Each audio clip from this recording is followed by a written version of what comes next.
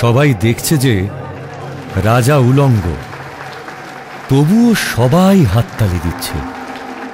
সবাই চেঁচিয়ে বলছে, সাবাস সাবাস। কারো মনে সংস্কার, কারো ভয়, কেউ বা নিজের বুদ্ধি অন্য মানুষের কাছে বন্ধক দিয়েছে, কেউ বা পরান্নভোজী, কেউ কৃপা প্রার্থী, উমেদার, প্রবঞ্চক। কেউ ভাবছে রাজবস্ত্র সত্যিই অতীব সূক্ষ্ম, চোখে পড়ছে না যদিও, তবু আছে, অন্তত থাকাটা কিছু অসম্ভব নয়।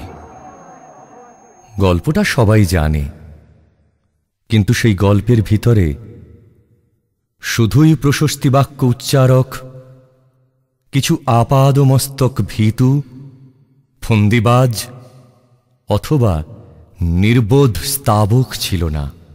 একটি শিশুও ছিল, সত্যবাদী, সরল, সাহসী একটি শিশু। নেমেছে গল্পের রাজা বাস্তবের প্রকাশ্য রাস্তায়। আবার হাততালি উঠছে মুহুর্মুহু, জমে উঠছে স্তাবক বৃন্দের ভিড়। কিন্তু সেই শিশুটিকে আমি ভিড়ের ভিতরে আজ কোথাও দেখছি না। শিশুটি কোথায় গেল?